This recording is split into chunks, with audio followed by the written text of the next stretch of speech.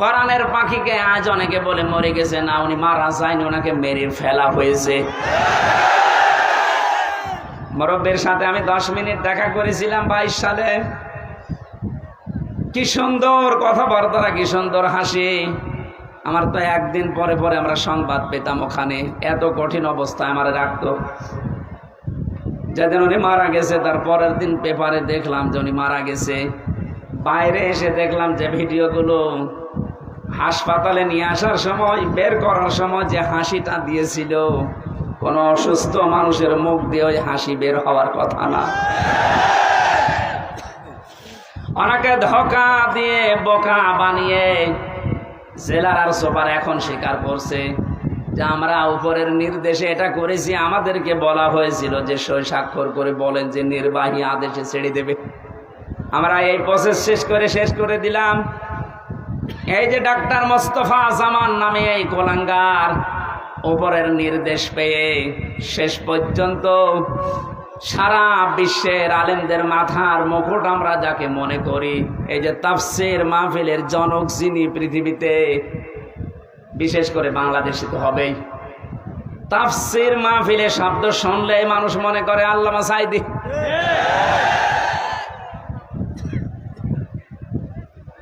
কি ছলা কলা করে ষড়যন্ত্র করে তাকে ইনজেকশনের মাধ্যমে দুনিয়া থেকে বিদায় করে মানুষকে দেখিয়েছে, বিশ্ববাসীকে জানিয়েছে উনি এমনিতে মারা গেছে। উনি এমনি মারা যায়নি, ওনাকে যেহেতু মেরে ফেলা হয়েছে সুতরাং উনি শহীদ। কথা বলেন না কেন? আজকে বিমানে আসার সময়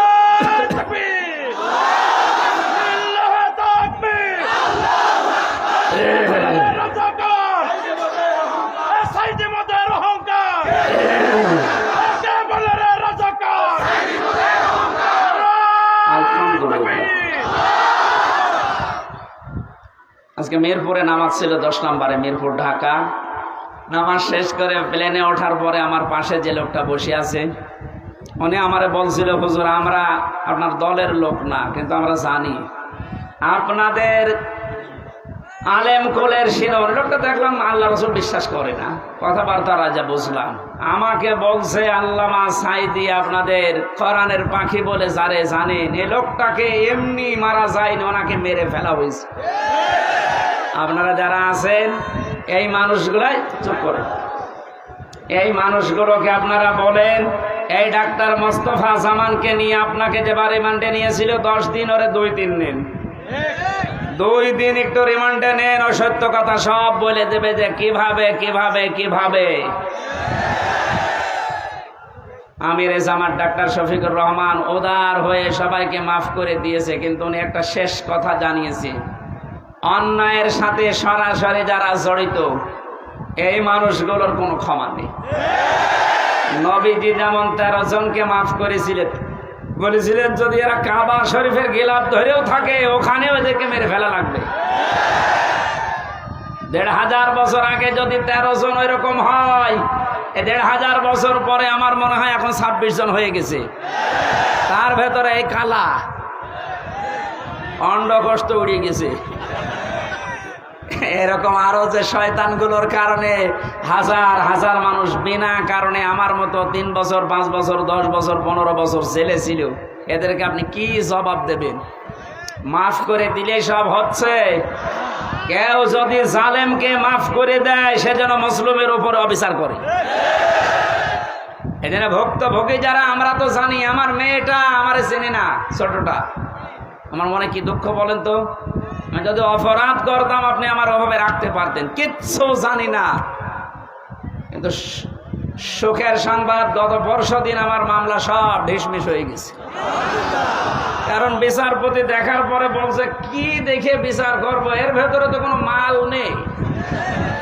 এতদিন আমি বিচার করতাম কিন্তু আমি পারি নাই, ওপরের নির্দেশ ছিল তাই। এখন যেহেতু এড়া ঘোড়া, কোনো চাপ নেই, এ মামলার কোনো বিচার নেই, সব ফেলে দিলাম।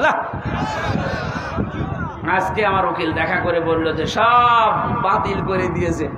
আদালত পর্যন্ত হাসে যে একটা মামলা হলো, আর এইটার কারণে 3 বছরের জেলে রাখা লাগবে, অথচ সাজাও যদি লাগিয়ে দেয় সর্বোচ্চ 3 মাস রাখার মতো, অথচ বিনা কারণে রেখেছিল কয় বছর? 3 বছর।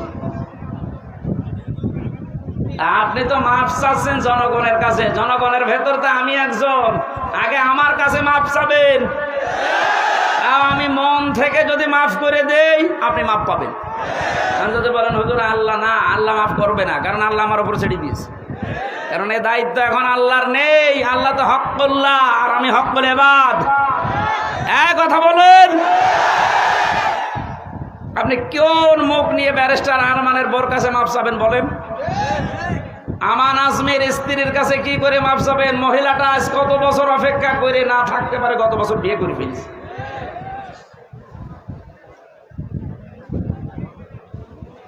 শয়তান পর্যন্ত আমার মনে হয় কান্নাকাটি করেছিল, কিন্তু জালেমদের মনের ভেতরে একটু দয়া আসে না। এত বড় কঠিন হয় মানুষ, একটু জানিয়ে দিতে পারতেন আপনি গোপনেও যে আপনার স্বামী বেঁচে আছে, আপনি ধৈর্য ধরেন, বের হবে। আপনি মেরে না ফেলে বাঁচিয়ে রাখলেন, আর আমরা জানি যে উনি নেই। মেরে ফেললে হয়তো ব্যারিস্টার আরমানের স্ত্রী অন্য জায়গায় বিয়ে করতো, যদি সংবাদ পেত যে আমার স্বামী নেই। কিন্তু এমন অবস্থায় রেখেছিলেন এর 8টা বছর, এত তারপরও কোনো অপরাধে জড়ায় নাই, ভাগ্য ভালো। কথা বলে না কেন? অন্য কোনো সাধারণ মেয়ে লোক হলে কত কিছু কত জায়গায় পৌঁছিয়ে দিত। 76 বছর বয়সে এখন শুনছে নাকি বিয়ে করবে, আর তাদের বয়স 35 বছর 32 বছর। এই সমস্ত বয়সে নিজের যৌবনকে যারা 8টা বছর স্বামী আছে কি নেই এই দোদুল্যমান অবস্থায় নিজেকে কন্ট্রোল রাখতে পারে, এগুলো আল্লাহর টাটকা নির্ভেজাল ওলি। আর অনেকে ফতোয়া দিয়েছিল আল্লাহর ওলি মহিলা এই পৃথিবীতে একজন আছে, এদেশে যদি কেউ জান্নাতে যায় মানবতার কন্যা জান্নাতে যাবে। শয়তান এগুলো শুনতো আর হাসতো, আল্লাহ তুমি আমারে শয়তান বানিয়েছো। গাইবান্ধাবাসী যে আয়াতটা দিয়ে আমি কথা শুরু করেছিলাম, এবার আসেন আল্লাহ বলেন এই যে নাজ্জাআতাল লিশাওয়া, এ দরজা দিয়ে প্রবেশ করার সঙ্গে সঙ্গে মানুষের চামড়া খসে যাবে। রিমান্ডে আমিও 10 দিন ছিলাম, আমাকে ওরা শাস্তি দিয়েছিল কঠিন, 11 ঘন্টা টাঙিয়ে রেখেছিল, চোখ কালো কাপড় দিয়ে বেঁধে, হাত হ্যান্ডকাপ দিয়ে, পায়ে ডান্ডা বেড়ি দিয়ে এমন অবস্থায় টাঙিয়েছিল আমি 4 ওয়াক্ত নামাজ পড়তে পারি নাই। একেবারে যে কোরআন আমার সামনে, আমি সত্য কথা বলছি, জোহর আসর মাগরিব ইশা আমি ইশারায় পড়েছিলাম, কারণ জানি না যে এখন জোহর না আসর। মাটির নিচে এমন এক ঘরে নিয়েছিল, ওখানে দিন রাত বোঝা যায় না। এই কঠিন অবস্থাতে শুধু জিজ্ঞাসা করতাম যে স্যার এখন কি নামাজের সময় হয়েছে? ছাড়ি দিত ওপর থেকে, কিসের নামাজ পড়বা? যে কয়টা অফিসার আমি দায়িত্বে পেয়েছি, কয়েকটা এত খারাপ, এত জানোয়ার, আল্লাহরও ভুল ধরতো। বলেন যে লোকটা আল্লাহর ভুল ধরতে পারে তার কাছে আমির হামজা কি? আমরা মাঝে মাঝে নখ তুলে নেওয়ার যে যন্ত্রপাতিগুলো আছে নিয়ে এসে বলতে যে নখ তুলি এইগুলো দিয়ে। আর এখন জালেমদের একটু শুধু ডিম মারছে, তাই অনেকের সহ্য হচ্ছে না।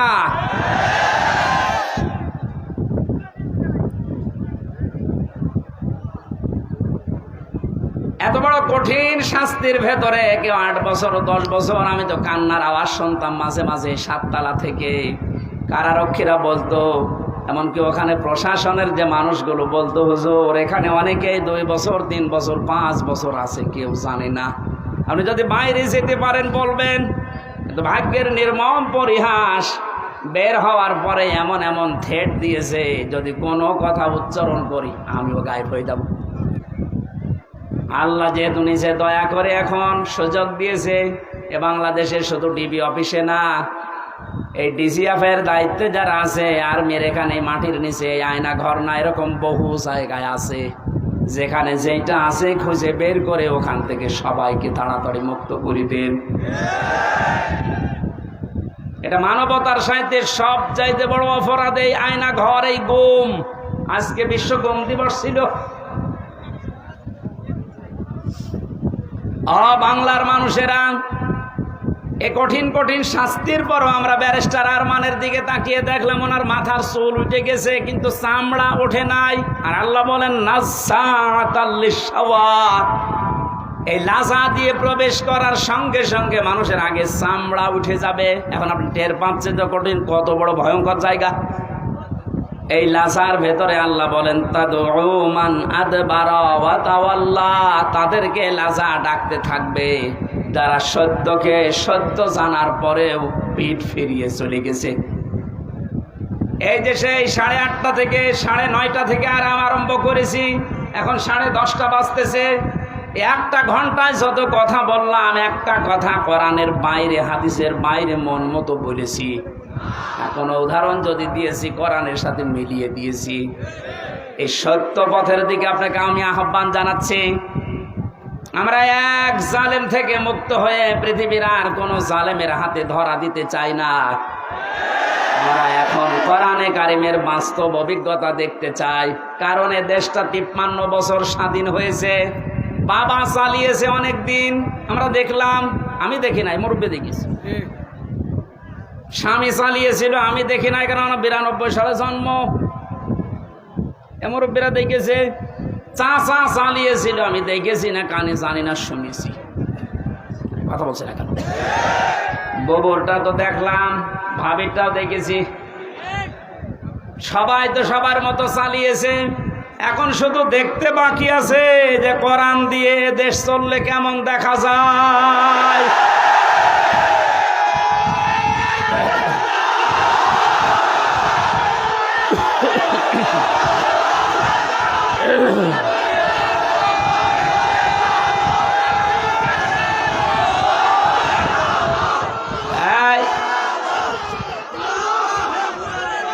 আজকে কে যেন ফতোয়া দিয়েছে যে নারায়েত তাকবীর এই শব্দটা বলা শিরক। কারণ নারায়েত মানে নারুন থেকে এসেছে, এটা পাগল।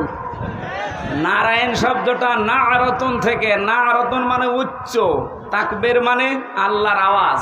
তাকবীর মানে কি? নারায়েত তাকবীর, এই উচ্চ আওয়াজে আপনি তাকবীর দেন। এই শব্দটা এখান থেকে, ওরা নারায়ে এখান থেকে নিয়ে এসেছে। নারুন মানে আগুনের তাকবীর। এটা আমাদের কলবের, অন্তরের এবং আত্মার সাথে মিশে থাকা একটা তাকবীর। এটা হযরত ওমর যেদিন দিয়েছিলেন, কাফেরেরা তাড়াতাড়ি করে দরজা জ্বালানা বন্ধ করে বলছে দরকার নেই, ওর সামনে গেলে মাথা থাকবে না। সুতরাং এই তাকবীর আমরা মরণ পর্যন্ত দিতে রাজি আছি।